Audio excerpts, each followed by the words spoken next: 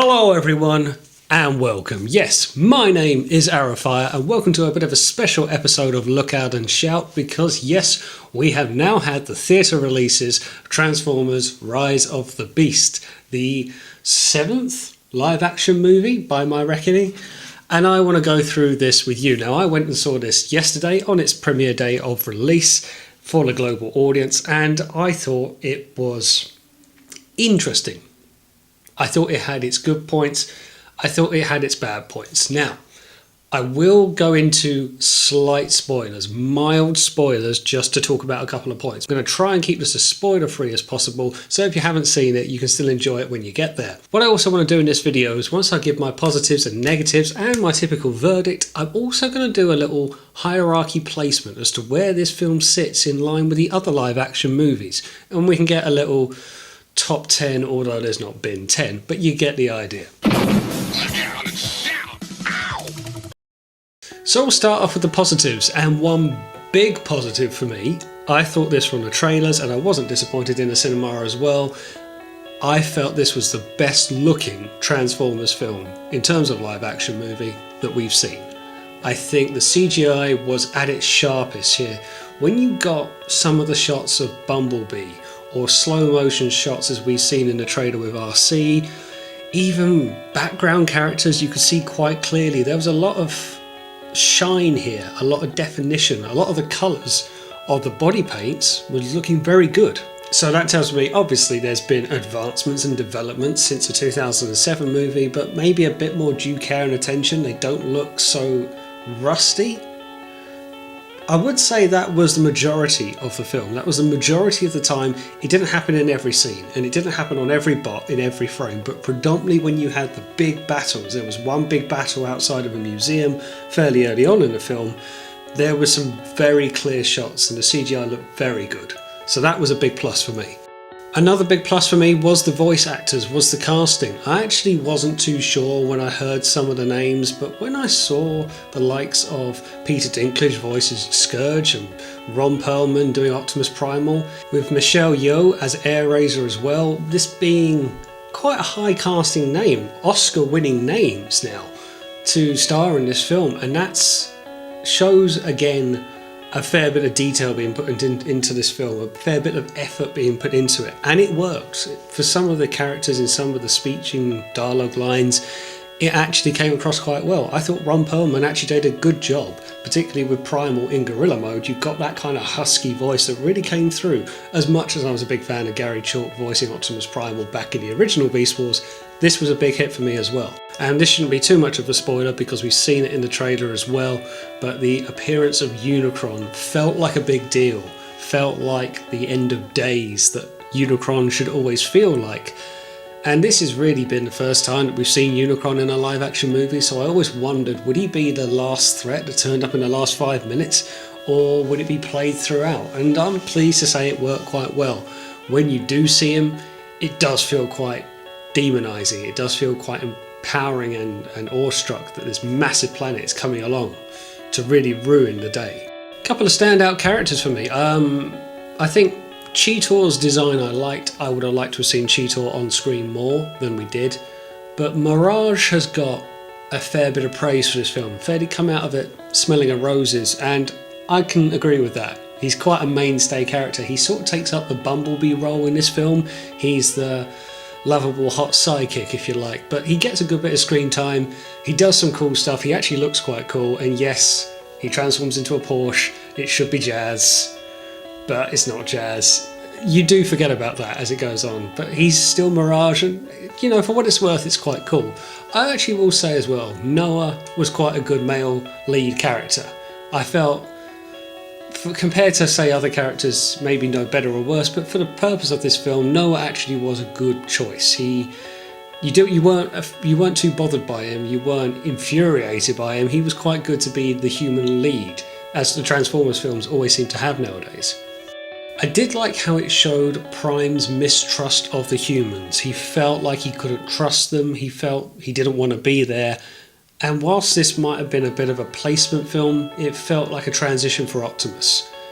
Really from the start of it, he wasn't trusting of the humans. By the end of it, you sort of see how the Optimus Prime of 2007 comes about, and you see that more warmer side that does turn on the premise of this film through the relationship with Noah. So again, I didn't mind that one.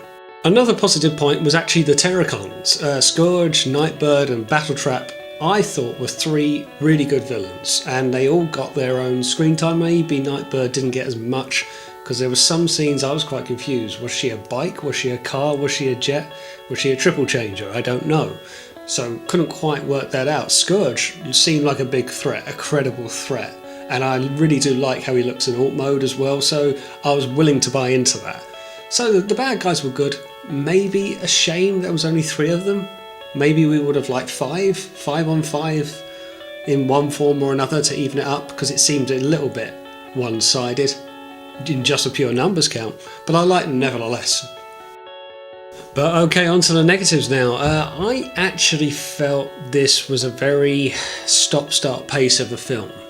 I felt it rushed from battle scene to battle scene with a reason for going there and dialogue in between, and actually comes into my second point. This actually feels more or less like any other Michael Bay film before it. The format felt the same.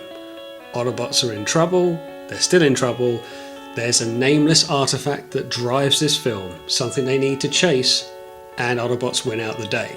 It felt very rinse and repeat to me. I'll go on to that as well. The artifact, in this particular case, was a key to a transwarp drive or transwarp passage.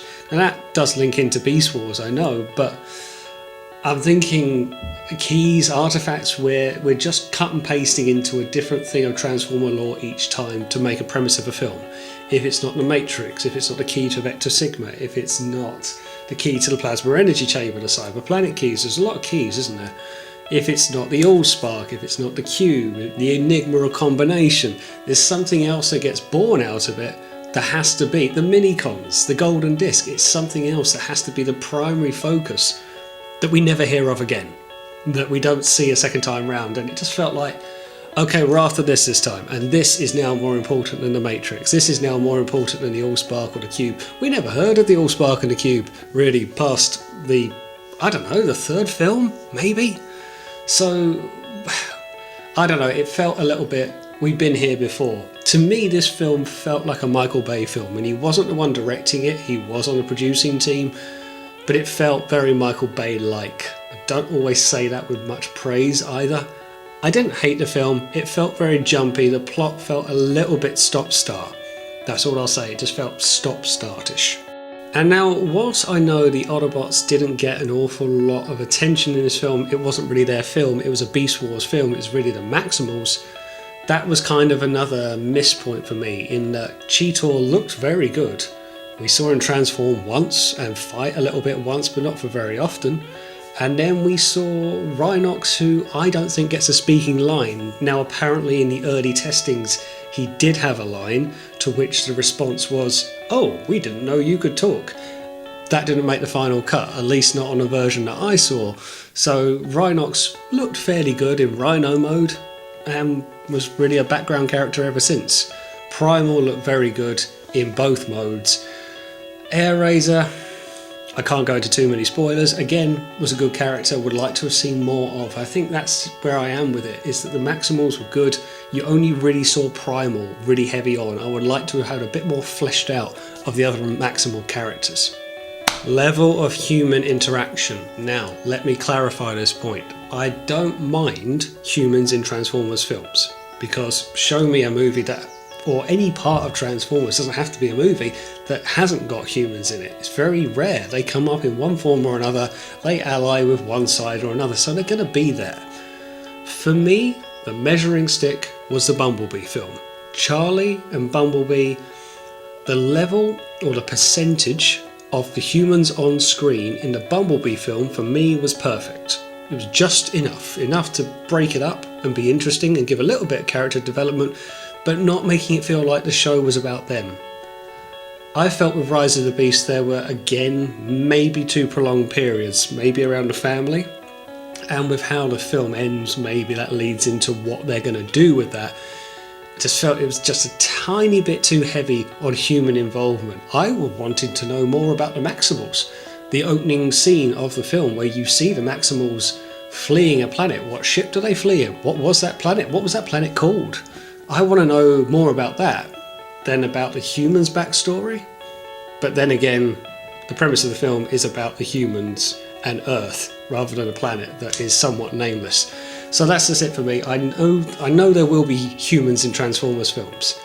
I just wonder, does it need to be this much? Does it need to be this heavy? Some other films have got it right. This one felt like a little bit too much for me. Bit of a miss for me. And I think the other thing as well is this felt a little bit like Rogue One in Star Wars. It felt like it was placing a gap. We had Bumblebee from 85. This was set in 1994.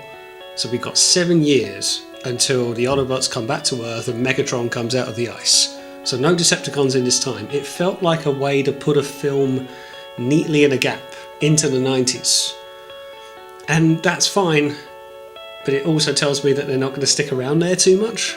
Maybe they'll do a trilogy to span out the 90s, perhaps, another one set in 95. I don't know, it didn't feel like this was going to lead on to a trilogy for me, but it felt like a bit of a stopgap. I'm not saying it was a terrible film, but it did feel like a bit of a one and done. Which again, so was Bumblebee, and I quite liked, but this felt like we weren't going to start a new trilogy with this. This wasn't going to be the Heralds of Unicron fighting for 3 films. This felt like, let's do a film with some beasts, and Unicron, and 3 bad guys. Okay, biggest fault, Wheeljack. What the f*** were you thinking? Come on, what? That... It was as bad as it looked. It was as bad as it looked in the pictures. It was as bad as it looked in the trailers. It was possibly worse on screen when you hear him talk. That's just not Wheeljack. Why would anyone think it was? And even then, he got such a small part. What was the point of having him in the film? Did he need to be in the film? Did he add anything to the film? He was a VW camper van. So what? Was he a scientist? Maybe. Yeah. Did they need him? No. They were working it out quite well without him.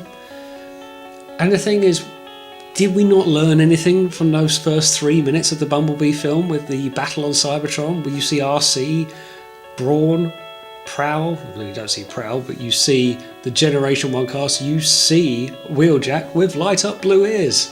More or less. I'm not saying it has to be G1, cut and paste, but it's not even close. Didn't even sound close. Now, I wondered, would he have been pulled from the film altogether? Because there was rumours of it, and he was being taken out of promotional shots, cutting boards that you would see, posters, trailers, you would see less and less of him. And I wondered if this would go a bit like the Sonic the Hedgehog films. Would they hear the fan backlash and then make changes? Would his design change? Sorry, it didn't. Big miss for me, massive miss. If you're going to put him in there, make him look at least somewhat relating to the G1 character. Some characteristics that we can meet up with. But he didn't suit any purpose.